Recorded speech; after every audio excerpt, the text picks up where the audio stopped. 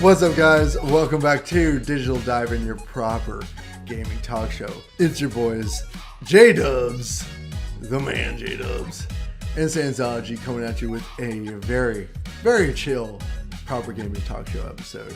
The midnight show. That is a midnight talk show. We're back in a very late night, kind of late night, late for us because we're old and 9-to-5 workers. With all the video games releasing this year, the ones that have released and the ones that we keep getting, trailers for, including RoboCop. We saw Hi-Fi Rush. We got demos coming out for Resident Evil 4. All these games. It really feels like we're getting more games that are just video games and not trying to be grand, epic experiences. And low-key, I kind of dig that. I mean, I'm not going to say that I'm burnt out on these big, brave, expansive worlds, experiences, stories. But once in a while, I just like to fall into a good old-fashioned video game that's just fun to play and sink a couple hours into. I mean, that's like 24/7 for me. I always want a game that's just fun to do. That's a game. I pay for video games to play video games, But you know what I mean?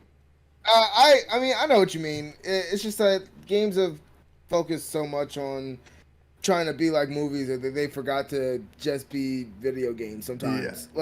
And I think we do have a lot of games that are trying to be more cinematic, and I do like cinematic movies, but I think the thing that this industry still needs to learn is just balance. If something comes out that's great, we don't need to throw 20 of them in the fucking pot next year. Like, we don't need that. Just, everyone, just keep a balance, But, sometimes I may want to play RPGs. Sometimes I may want to play a fighting game. Sometimes I want to play FPS.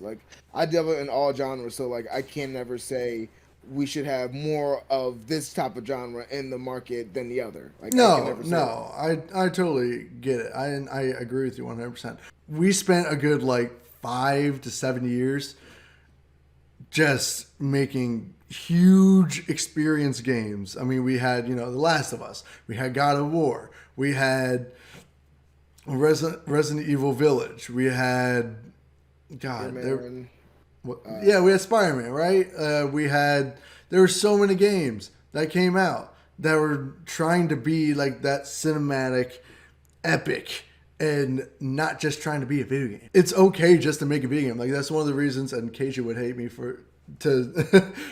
he heard me say this again, but that's one of the reasons I liked Guardians of the Galaxy.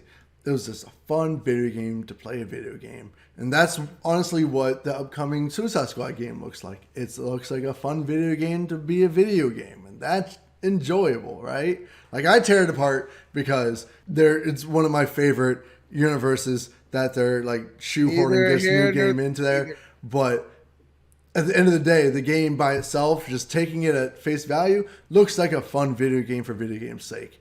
And I can't fault it for that. It looks great. The thing that I've found once I got my PC is that when I go into Steam store, when you're talking about video game to be a video game, there's such a huge variety. And you could find some real quality good stuff under $30, and then you kind of see it on other platforms as well, where the games just to be games aren't really promoted that much. They're really not, because they're not those big AAA titles that are going to make them money. Stores yo, MLB The Show. Right. Yo, did you get that new FIFA? Did you get that new Call of Duty? Yo, let me put Call of Duty in your recommendeds, even though you've never played Call of Duty ever. That's another thing, right? Call of Duty used to be that, for me, that was the game I went to if I just wanted to jump in and play a game and not have to worry about getting involved into a huge story. It used to be Call of Duty, but then Call of Duty became more of a business and not so much worried about just being a video game, and it bummed me the fuck out. So I was like, again, I haven't played Warzone or a Call of Duty game in a very long time. I mean, the last one I got was Advanced Warfare when the PS4 was out. That was the last one I thought was worth getting, and so thanks to PS Plus, good old savior, I got my curiosities answered whenever I played Black Ops 3 that they released on PS right? Plus, Right? and all these other ones that are released on PS Plus. And I'm like, I'm not really missing anything, and I'm glad I didn't have to pay $70. Exactly. And then now you have all these, and specifically with FPS, I love FPS, but like specifically with FPS, the same thing happened. All these games want to come out and be Call of Duties and Halo killers and just like worse versions of those, Yeah, which right. means that they're actually terrible. And I just want something where I can run around a mile a minute like Doom, go 1,000 miles right. per hour. And just rip and tear till it's done, and then that's it. And then go to work and go home and act like I'm not into gratuitous violence. Like, that's exactly what I'm talking about, right? Like the Doom series. Like no one plays the Doom series for the story, okay? And if you do, I'm not going to say anything. Like go for it. The lore is confusing as shit, in my opinion. But it's so great. It's by all means, enjoy the lore. But for me, I pick up that game just to like jump into it and kill demons, right? Like that's awesome. Yeah. But then you also see games like Evil West. That game was not trying to be. Oh my god! Anything. That game was not trying to be anything. That game was not trying to be, Red Dead Redemption. The game was literally just made for you to jump in and just wreck shit whenever the hell you want, and that's lit. I love that. I love that for me. It was such a good game. I got that day one and I could not put it down. Oh, it was so good. I'm hoping that's the one game where it's like, if they made DLC for it, I would not be mad. Just give players more to do. Fair. But like looking at some of the games coming out this year, right? We got the big story-based games that are coming out this year that are still the traditional, epics, story-driven experience games. Like you're looking at, Spider-Man. You're looking at Starfield. And Final Fantasy, yeah. And then I guess Hogwarts Legacy, but personally I think Hogwarts Legacy feels like the story is what it is. But honestly, I just have fun getting into that game, just playing it, not really worried about the story. Like I just jump into it and sink a couple hours into it and just like hang out. I'm not like there to like experience like what's going to happen in the story. Oh my gosh, I need to like sink myself into this game. No, it's just a fun video game, right? And like you even see Redfall coming out. Redfall is kind of similar. Like I could care less about whatever the hell story that is trying to tell, but that game looks freaking fun as hell. See, here we go with another subcategory of this. I need more werewolf games. You can stop using vampires. Use werewolves or something. Come on, Resident Evil got the end. Like I would like more werewolves. They got werewolves, quote unquote. That was so like Village was confusing in terms of Resident Evil lore, but whatever. But also, I think it's just the overall theme of we need to just stop saturating the market with something just because we think. Yeah. And throwing money at the issue, like the money, like the image, the IP. That's not what's going to bring in the money. It's how you use it. It's the quality of the thing. You can't just throw money at Sly Cooper and be like, "Yo, go!" And it's just like expected just because it's Sly Cooper, it's going to make hundreds of millions of dollars. Like exactly. That's why, the Return of Ratchet and Clank did so well because they cared for it. They made sure it was good. They told a good story. They made it perform really freaking well. Like, oh my god, that performance was insane. Right. And they just made a really, really, really good game. They weren't trying to reinvent the wheel. They weren't trying to make Ratchet and Clank more than it was. They were just trying to make a Ratchet and Clank game. It was great.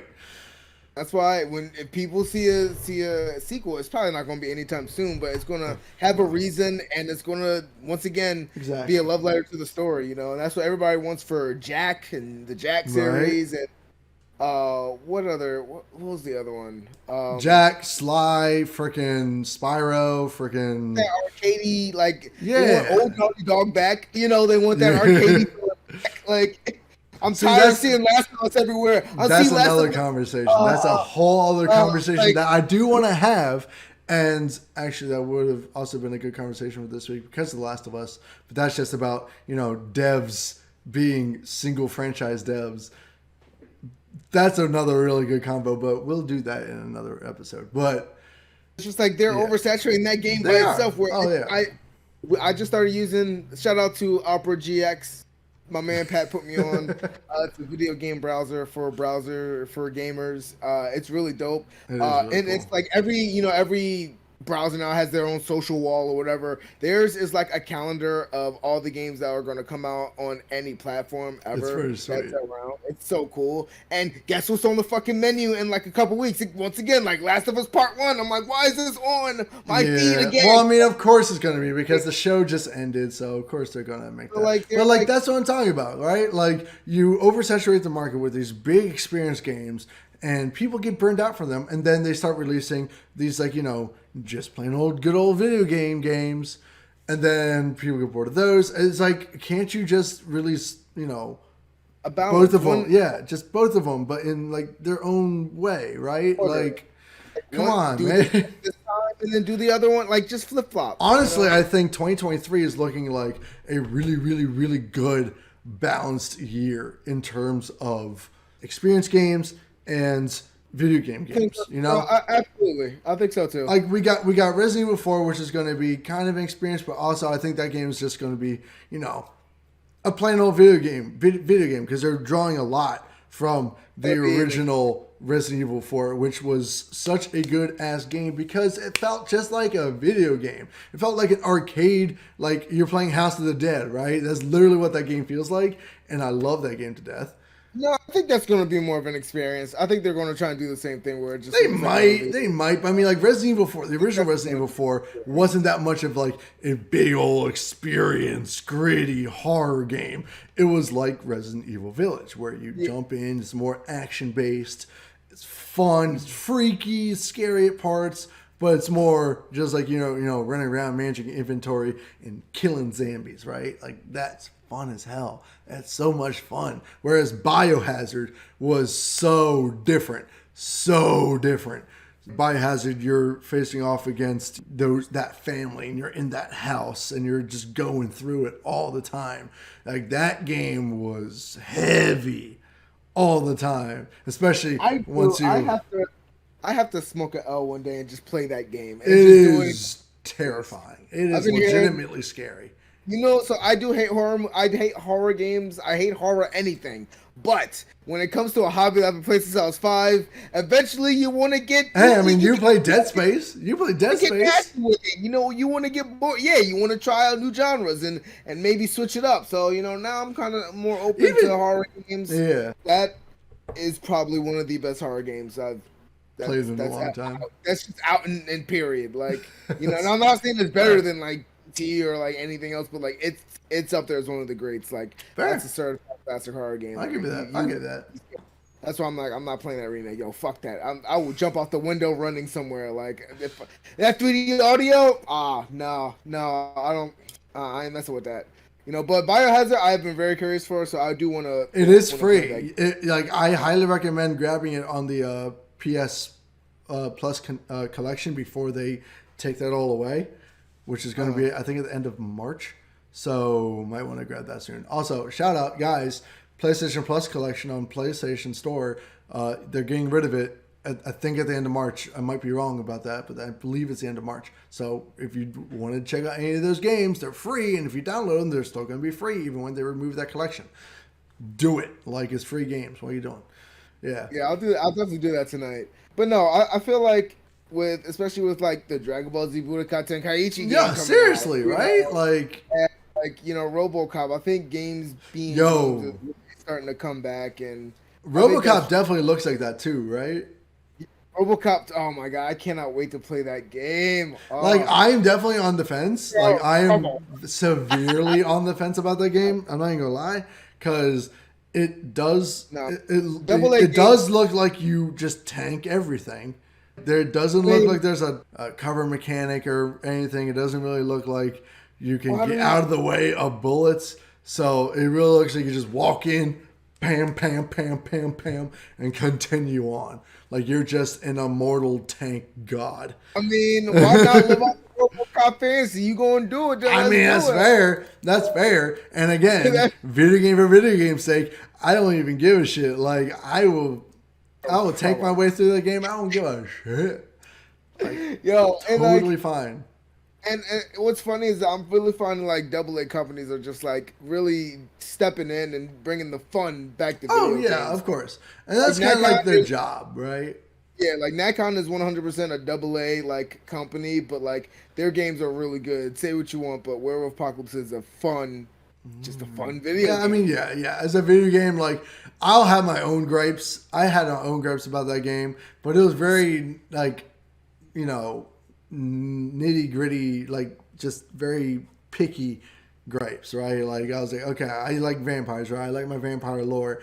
I want my vampire games to be a little bit more realistic, a little bit less magical. But that's just But me. Like I, vampires are magical. I mean, yeah, sure, they're supernatural. All right, they're not so much magical. But that game's hella old, so I'm not even going to get into that much. But yeah, I think once we really get going with just trying to make sure everything is like just like 9 Years of Shadows is coming out. That's one of my games on my list that's coming out, and that's just a game. It's gonna be a fun platformer. It's gonna have its real challenges, you know. And then you got Hyperlight Breaker. What was it called? Hyperlight Breaker. Yeah, Hyperlight Breaker. Yeah, that's Yeah, what kids just got. that looks beautiful. The first It game looks really cool. was created by some guy that like had a disease, and he kind of used that pain to make this video game series, and it's beautiful, you know. So just stuff like that, and like creators being able to be more expressive with like less money or you know, and better graphics and better engines and stuff. It's just like, Yeah. technology has come so far and become so accessible that you don't have to make a $1 million game to make something No, of course. that's fun and that's cool, and like developers are now doing it on a daily, monthly basis, and people are buying it and people are into it and they love it, you know, just the pure creativity of the shit, you know. So, and I just think that cult console players can kind of be in a bubble a little bit because 100%. that's not what's promoted on the No, on the no, it's on the not. stores. And Like, it's hard to find. It's hard to find indie games as a console player because unless you really look, and that's one of the things that I miss about like the PlayStation 3 era. And the PlayStation 3 era, I think, was like the perfect era to just play video games and not really have to give a shit about what story they were telling, or you know, if there's any like subplot or anything like that. You know, like there's so many instances when I went to Just Press Play or GameStop looking for a game because I had some extra money and I didn't know what to buy, and I'm like looking through the catalog. I'm like, oh, this game looks fun. This game looks fun. Some of those games are like super lit. Like, what the heck? And the crowd is like in some used box or whatever. Right, exactly. Like I had no idea what the game was. I had no idea what the premise was. I bought it, booted it up, had a great time. Did not give a shit. That was pure and utter bliss. I think one of my favorites was the game called Pure. It was like this motorcycle. Oh yeah, I remember Pure. Yeah, so good. I didn't know what it was, and I had a ball with it. See, my version of that is a game called Dark Void. Hella. I would feel like that was a hella like slept on game, hella unknown game, because that just kind of came out of nowhere. That just kind of came out, did its thing. No one talked about it. The dev, I could not tell you who the dev was. That game was fucking fun. You had a jetpack and a machine gun. You just kind of went off and did shit, and that was lit. I had so much fun with that game. That it wasn't Time Splitters.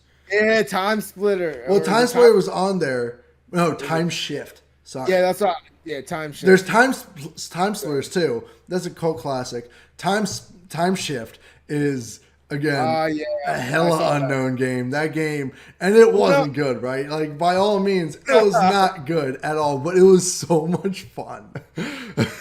So like, I miss those games. So my nightmare of that was when I went to the store and I picked up Demon Souls or Dark Souls. Oh God! I was like, oh, what is this game? It looks fucking cool. No. I went home. Oh no! I died about 15 times. Well, yeah, and you're like, 20 minutes. Nope. And that was the quickest return I think I ever made. I brought that shit back within 2 hours. I clocked it. It was literally. Oh my God. I walked home. I walked right the fuck back after like 20 minutes. I was done. And now it's this big old phenomenon. I was like, yo, I remember nobody knew what that shit was. You know? I could see that. That would be that'd be bad. Another game that I remember playing, and this is turning into hey, do you remember this game? is like this like Japanese FPS, or not FPS, but it was like a Japanese third person shooter called Vanquish. Uh, Shit Vanquish is so dope. was lit. One of my No, favorite oh person my shooters outside god. of Uncharted. It's Uncharted and Vanquish. That Two of my thing favorites. was insane. That Yeah, gameplay was crazy all the that bullet time. time. Yeah, that bullet time. You could like Yo, I bullet love how time. you Go. healed, you took off your mask, and you just smoked a cigar or a cigarette. I'm like, I love this guy so Bro, I much. might boot that up tonight, yo, because They had a sale along with the other game that dev made, and I don't remember the name of it. Yeah, I can't remember either. But It was really a good. bigger game. Like the dev went off to make a much bigger game, and I totally forget the name. But they had the sale on PlayStation for the longest time. But yeah, no, that game was so cool. But like, I miss those games. I miss that vibe. You don't get that vibe anymore with the PS4 or the PS5. Like you always get like, and that might just be cynical old person gamer. It's not, and we know why. But... Many times companies are trying to play it safe now, and it sucks.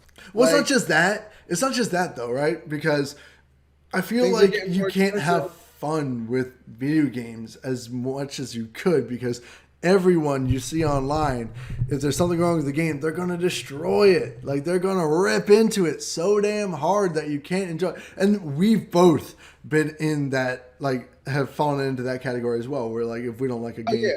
we'll tear into it. Even if at base level, at least it's a fun ass game to play. And I think the exact definition would be Gotham Knights.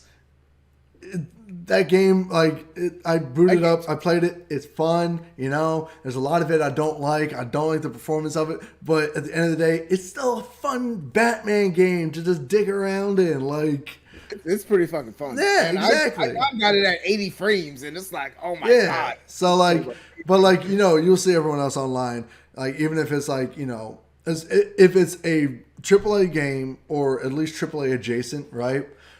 If it's not up to par with all the shit, and again, this might sound hype or contradicting, but whatever. If it's not up to par, people are going to tear it apart, even if it's just a game, just to be a game, So No, that makes sense, and it's a lot of it's just money, man. Like, oh, it is 100%. Games got more expensive. These companies got more greedy. These companies, like, once these companies realize how many millions gaming has been making for the last 20 years, they're just like, yo, let's hop in on this. Let's get in here to make money. Yeah, exactly. For people to enjoy. Yeah. And I think like when you get to like the lower grade games is where like all those expectations fall off, and now you can just look at the game openly and not give a shit what anybody else says. Yeah. And you're not spending $60, you're spending 17. Exactly. You're spending 20. No, yeah.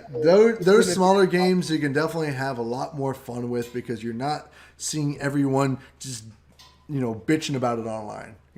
There's smaller games you can just fall into, have a good old time, not spend a whole lot of money on, and you're just gonna be happy. The bigger games, and it sucks, the bigger games, like even if you enjoy it, you're gonna find someone online that fucking hates that game, right? I think it also can be something generational where like if you Oh, have somebody whose first game was Red Dead Redemption 2, then all of a sudden it's like, yo, if it's not as big as Red Dead, I don't want it. If it's not as pretty as Red Dead, I don't want it. If it's not, and it's just like, dude, like there are other games out there. Again, that comes right back to the argument about just making a game to be a game. Like, even if you just make a good old-fashioned video game, you can still make it look really, really nice, play really, really well, and it will be very, very successful, even if it doesn't do anything deep on a deeper level. That's totally fine. I don't mind that at all. As long as it's just, it looks nice, it plays well, it's fun to play, I'll be happy, right? And I'm kind of hoping that's what happens with Suicide Squad.